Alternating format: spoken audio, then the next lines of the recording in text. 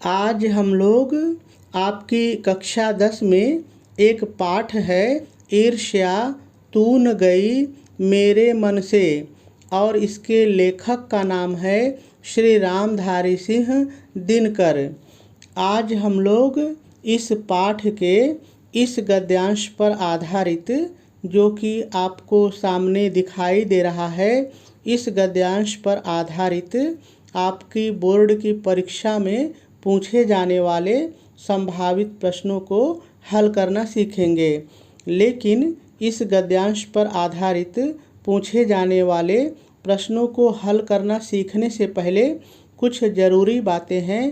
पहले हम लोग थोड़ा सा उन बातों पर चर्चा कर लेते हैं, उन बातों के बारे में थोड़ा सा जान लेते हैं, फिर उसके बाद हम लोग इस गद्यांश पर आधारित पूछे जाने वाले संभावित प्रश्नों को हल करना सीखेंगे।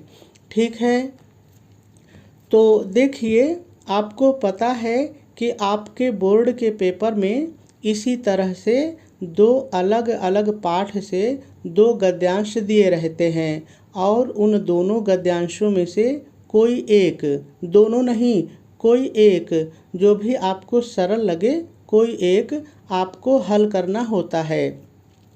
देखिए, आपके पेपर में इसी तरह से गद्यांश दिए रहेंगे, और गद्यांश के नीचे इस तरह से 3 प्रश्न दिए रहेंगे। देखिए, 3 ही प्रश्न रहेंगे, 3 से ज़्यादा बिल्कुल भी नहीं हो सकते हैं। लेकिन यहाँ पर मैंने 5 प्रश्न आपको समझाने के लिए लिया है कि पता नहीं कौन सा प्रश्न आ जाएगा, तो हम लोग ज़्यादा से ज़्यादा उत्तर को जाने रहेंगे, तो जो भी 3 प्रश्न आएंगे उनका उत्तर हम लोग बहुत ही आसानी से लिख लेंगे। ठीक है, और देखिए, ये जो प्रश्न दिए रहते हैं, एक प्रश्न 2 नंबर का होता है, एक प्रश्न 2 नंबर का होता है। इस तरह से जो गद्यांश पर आधारित प्रश्न होते हैं, कुल मिलाकर के 6 नंबर के होते हैं। ठीक है, यहाँ पर एक चीज़ हम लोगों को जान लेना और भी बहुत ज़रूरी है। देखिए, ये जो 2 प्रश्न दिए गए हैं, इनमें से कोई एक निश्चित है कि आएगा ही आएगा। देखिए, यदि ये आएगा तो फिर ये नहीं आएगा, और यदि ये आएगा तो फिर ये नहीं आएगा, लेकिन 2 में से एक निश्चित है कि आएगा ही आएगा। देखिए, गद्यांश कोई भी हो सकता है, किसी भी पाठ का गद्यांश हो सकता है, लेकिन उसका संदर्भ आपको लिखने के लिए पूछ सकता है। उसी तरह से कोई भी गद्यांश हो, किसी भी पाठ का गद्यांश हो, उसके शीर्षक और लेखक का नाम भी आपको लिखने के लिए आ सकता है। ठीक है, उसी तरह से देखिए, जिसको मैंने 5वें प्रश्न के रूप में दिखाया है, ये प्रश्न भी निश्चित है कि आएगा ही आएगा। इस प्रश्न को तो कोई हटा भी नहीं सकता है। देखिए, गद्यांश के कोई भी पाठ का हो सकता है, किसी भी पाठ का हो सकता है, लेकिन उसके रेखांकित अंश की व्याख्या आपको करनी ही पड़ेगी। ठीक है, और देखिए, इसमें यही प्रश्न आपको सबसे ज़्यादा परेशान करता है। आप सोचते हैं कि हम व्याख्या में क्या लिखें, तो देखिए, आप ज़रा से मेरी बात को सुन लीजिए।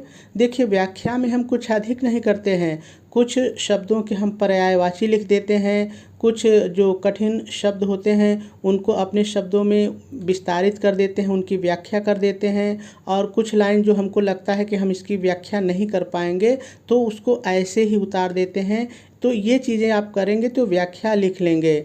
और देखिए, जिसको व्याख्या आ जाएगी समझ में, तो ये जो बाकी के 3 प्रश्न हैं, देखिए, इन तीनों की चर्चा तो हम लोगों ने किया, लेकिन इनकी चर्चा जो मैंने नहीं की, तो इन चीज़ों के उत्तर यदि आप व्याख्या समझे रहेंगे तो बहुत ही आसानी से लिख लेंगे। देखिए, ये जो 3 प्रश्न है ना, इनका उत्तर भी आपको गद्यांश में ही मिल जाता है, कहीं आपको बाहर भटकने की आवश्यकता नहीं होती है। तो देखिए, सबसे पहले मैं आपको यही प्रश्न हल करना सिखाता हूँ, यानी मैं आपको रेखांकित अंश की व्याख्या कैसे करते हैं वो बता देता हूँ। फिर उसके बाद हम लोग क्रमशः एक एक प्रश्न पढ़ेंगे और इनको कैसे लिखा जाता है ये भी सीखेंगे। ठीक है, तो चले हम लोग पहले गद्यांश पर चलते हैं और रेखांकित अंश की व्याख्या को जान लेते हैं। देखिए, आपको यहाँ पर गद्यांश दिख रहा होगा, यहाँ से रेखा खींची गई है, आपको दिखाई दे रहा होगा, है ना, और यहाँ तक रेखा खींची गई है। इतने की ही व्याख्या हमको लिखनी है। जहाँ पर रेखा नहीं खींची गई है उससे हमको कोई भी मतलब नहीं है। लेकिन यहाँ पर एक चीज़ जान लेना हम लोगों के लिए बहुत ही ज़रूरी है कि देखिए जो रेखा यहाँ पर खींची गई है आपको दिख रही है, ये पेपर बनाने वाले की मूड के ऊपर है। वो चाहे तो यहाँ रेखा खींच सकता है, वो कहीं भी रेखा खींच सकता है, और वो जहाँ भी रेखा खींच देगा पेपर में आपको उसकी व्याख्या लिखनी ही पड़ेगी। तो ऐसे में आपको चाहिए क्या कि जो भी गद्यांश आप पढ़ रहे हैं पूरे लाइन की व्याख्या को आप जाने रहिए और जहाँ भी रेखा खींची रहे उसकी व्याख्या लिख दीजिए। ठीक है, तो चलिए अब मैं गद्यांश को पढ़ता हूँ और आपको इसकी व्याख्या बताता हूँ। तो लेखक रामधारी सिंह दिनकर जी कहते हैं कि ईर्ष्या का संबंध प्रतिद्वंदिता। देखिए प्रतिद्वंदिता का मतलब होता है प्रतिस्पर्धा, स्पर्धा, जिसको आप कह सकते हैं कि आगे बढ़ने की इच्छा, किसी दूसरे से आगे बढ़ने की इच्छा। आप अंग्रेजी में इसको कंपटीशन भी बोलते हैं। तो कहते हैं कि ईर्ष्या का संबंध प्रतिद्वंदिता से होता है। यानी लेखक के कहने का मतलब ये है, तात्पर्य ये है कि किसी भी व्यक्ति के अंदर ईर्ष्या जन्म से नहीं होती है, मनुष्य होने के कारण नहीं होती है। यानी जब हमने जन्म लिया तो ईश्वर ने या प्रकृति ने हमारे अंदर ईर्ष्या भर के नहीं भेजी, बल्कि जैसे जैसे हम बड़े हुए हमने दूसरे को देखा और हमारे मन में प्रतिद्वंदिता की भावना जागी, उससे आगे बढ़ने की भावना जागी, स्पर्धा करने की भावना जागी, तब हमारे अंदर ईर्ष्या का जन्म हुआ। यानी प्रतिद्वंदिता से ईर्ष्या का जन्म होता है। देखिए अगर ऐसा नहीं होता, यानी प्रतिद्वंदिता से अगर ईर्ष्या का जन्म नहीं होता तो हम आप सबसे ईर्ष्या करते, लेकिन ऐसा नहीं है। देखिए लेखक आगे बहुत ही प्यारी बात कहते हैं क्योंकि भिखमंगा करोड़पति से ईर्ष्या नहीं करता है। यानी लेखक के कहने का मतलब ये है कि अगर ईर्ष्या का संबंध जन्म से होता तो हम सभी से ईर्ष्या करते, लेकिन एक जो भिखमंगा होता है वो कभी भी करोड़पति से, अमीर आदमी से ईर्ष्या नहीं करता है, क्योंकि उसका उससे कंपटीशन ही नहीं है, प्रतिस्पर्धा ही नहीं है, प्रतिद्वंदिता ही नहीं है। उसकी प्रतिद्वंदिता किससे है? उसकी प्रतिद्वंदिता दूसरे भिखमंगे से है। यानी यहाँ पर लेखक ये कहना चाहता है कि हम अपने ही समान लोगों से प्रतिद्वंदिता करते हैं, तब जाकर के हमारे अंदर ईर्ष्या का जन्म होता है। ठीक है, अब आगे वो कहते हैं यह एक ऐसी बात है जो ईर्ष्या के पक्ष में भी पड़ सकती है। इसका क्या मतलब है जरा सा समझिए, बहुत प्यारी लाइन है। देखिए ऊपर लेखक कहते हैं कि प्रतिद्वंदिता से ईर्ष्या का जन्म होता है, प्रतिद्वंदिता से ईर्ष्या का संबंध है, यानी प्रतिद्वंदिता से ईर्ष्या का जन्म होता है। लेकिन यहाँ पर वो ठीक उल्टा कह रहे हैं कि यह बात जो ईर्ष्या के पक्ष में भी पड़ सकती है। यानी कहने का मतलब यह है कि ईर्ष्या से भी प्रतिद्वंदिता का जन्म होता है। भाव को समझिए लेखक का। लेखक एक जगह तो कहता है कि प्रतिद्वंदिता से ईर्ष्या का जन्म होता है, लेकिन कहते हैं कि ये बात ईर्ष्या के लिए भी सही है, ईर्ष्या के लिए भी सही है। इसका मतलब है कि ईर्ष्या से प्रतिद्वंदिता का जन्म होता है। और आप ज़रा सा समझिए, जब आप किसी को देखते हैं, जब आपके मन में ईर्ष्या पैदा होती है तब आप उससे आगे बढ़ना चाहते हैं, आपके अंदर कंपटीशन की भावना आती है। तो लेखक कहते हैं कि जिस तरह से प्रतिद्वंदिता से ईर्ष्या का जन्म होता है, उसी तरह से ईर्ष्या से प्रतिद्वंदिता का भी जन्म होता है। ईर्ष्या के पक्ष में भी ये बात सही हो सकती है। ठीक है, आगे देखिए और वो क्लियर कर रहे हैं क्योंकि प्रतिद्वंदिता से मनुष्य का विकास होता है। और वो कहते हैं कि जो प्रतिद्वंदिता होती है, जो प्रतिस्पर्धा होती है, वो बड़ी अच्छी चीज़ होती है। देखिए प्रतिद्वंदिता से मनुष्य का विकास होता है। देखिए मैंने आपको बताया कि प्रतिद्वंदिता का मतलब होता है प्रतिस्पर्धा, और प्रतिस्पर्धा का मतलब होता है किसी से आगे बढ़ने की इच्छा। तो जब आपके अंदर प्रतिद्वंदिता की भावना आएगी तो आप उससे आगे बढ़ना चाहेंगे और इससे आपका विकास होगा। ठीक है, अब आगे लेखक क्या कहते हैं, किंतु अगर आप संसार व्यापी सुयश का मतलब होता है नाम, ख्याति, प्रसिद्धि। यदि आप प्रसिद्धि पाना चाहते हैं, यानी पूरे संसार में अपना नाम फैलाना चाहते हैं, तो आप क्या करेंगे? तो एक विद्वान है रसेल, उनका नाम है रसेल। तो वो कहते हैं कि यदि भैया आप नाम कमाना चाहते हैं, प्रसिद्धि पाना चाहते हैं, तो रसेल कहते हैं, मतानुसार मतलब रसेल कहते हैं कि शायद आप नेपोलियन से प्रतिस्पर्धा करेंगे।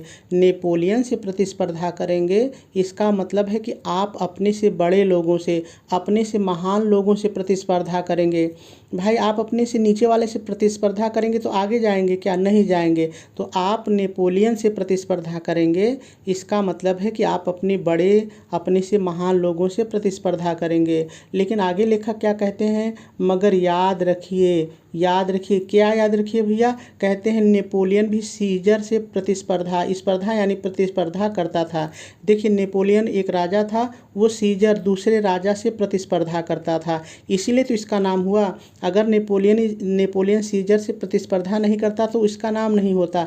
फिर क्या कहते हैं कि ये जो सीजर है ना, ये भी जो है, ये जो सीजर है ये सिकंदर से प्रतिस्पर्धा करता था, सिकंदर से आगे बढ़ना चाहता था। और ये जो सिकंदर है ये हरकुलिस से प्रतिस्पर्धा करता था। यानी कि प्रत्येक व्यक्ति संसार में जो भी नाम कमाना चाहता है, अपने नाम की प्रसिद्धि पाना चाहता है, वो हमेशा अपने महान लोगों से प्रतिस्पर्धा करता है। ठीक है, तो ये कुछ इस गद्यांश की व्याख्या थी। अब हम लोग क्रमशः एक एक प्रश्न को पढ़ते हैं और इन सभी प्रश्नों का उत्तर लिखना सीखते हैं। तो देखिए पहला प्रश्न आपसे कह रहा है उपर्युक्त गद्यांश का संदर्भ लिखिए। तो देखिए संदर्भ लिखने के लिए आपको 3 चीज़ें जानना बहुत ही आवश्यक है। पहला, आपको किताब का नाम मालूम होना चाहिए। तो हम लोगों को किताब का नाम मालूम है कि हमारी किताब का नाम हिंदी है। ठीक है। दूसरा, आपको शीर्षक का नाम मालूम होना चाहिए, जिसको आप पाठ भी कहते हैं। तो हमें शीर्षक का पाठ का नाम मालूम है, ईर्ष्या तून गई मेरे मन से। और तीसरी चीज़, आपको लेखक का नाम मालूम होना चाहिए।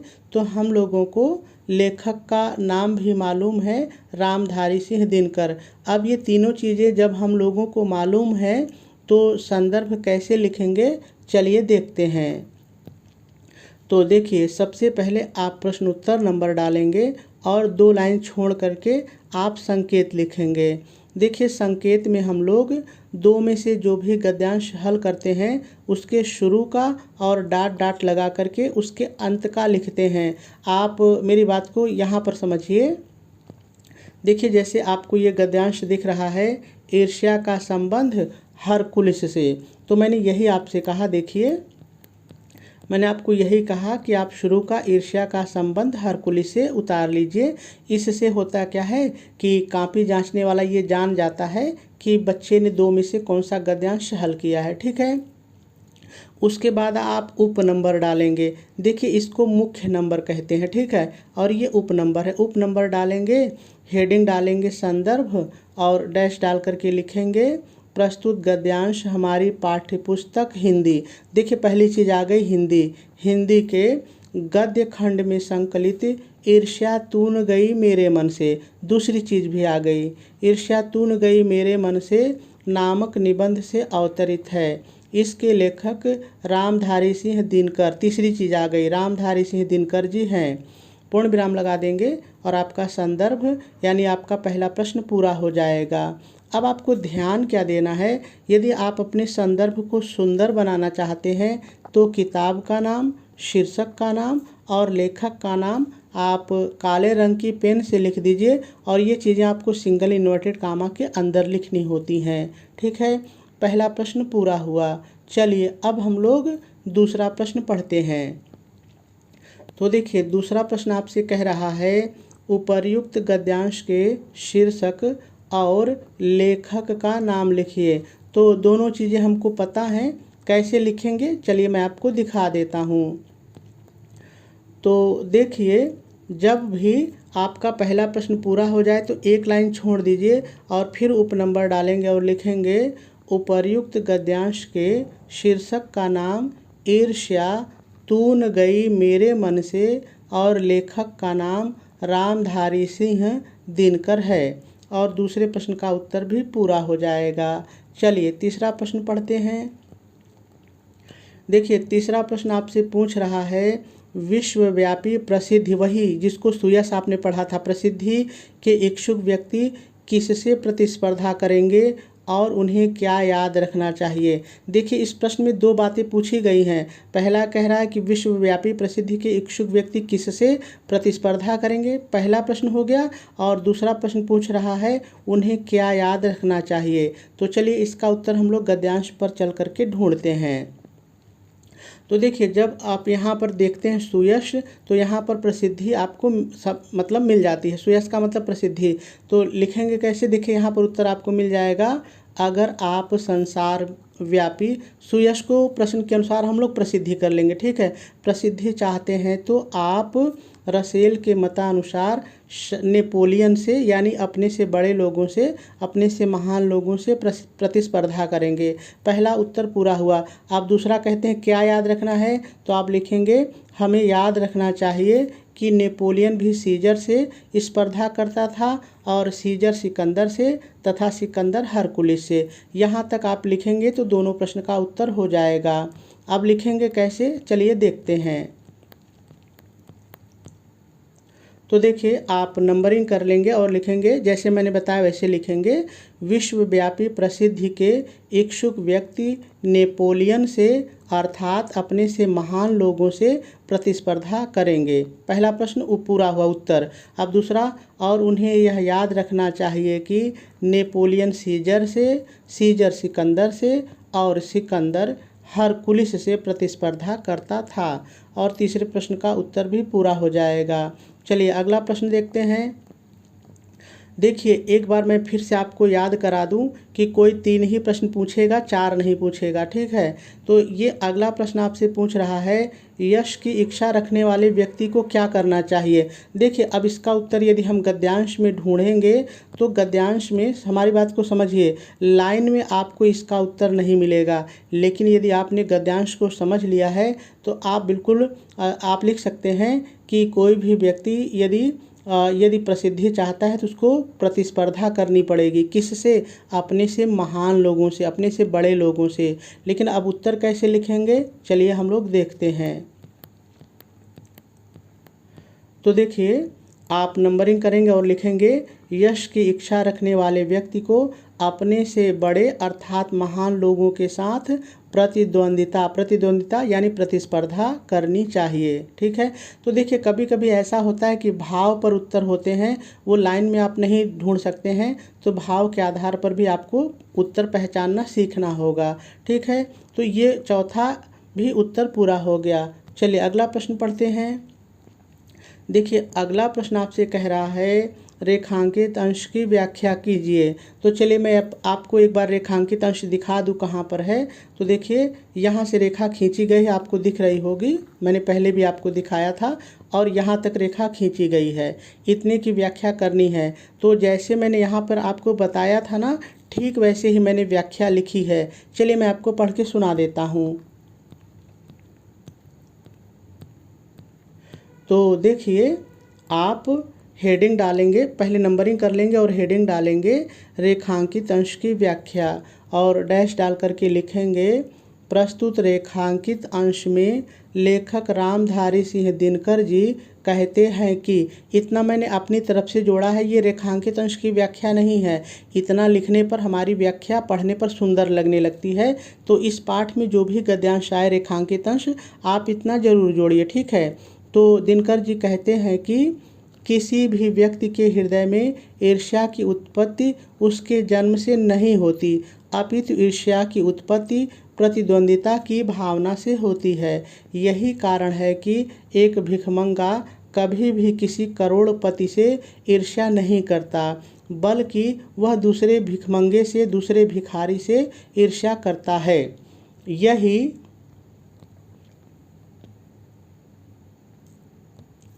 यही बात ईर्ष्या के पक्ष में भी सही हो सकती है। मैंने बताया था क्या सही हो सकती है, जैसे प्रतिद्वंदिता से ईर्ष्या जन्म लेती है तो ईर्ष्या से प्रतिद्वंदिता, वही मैंने लिखा है।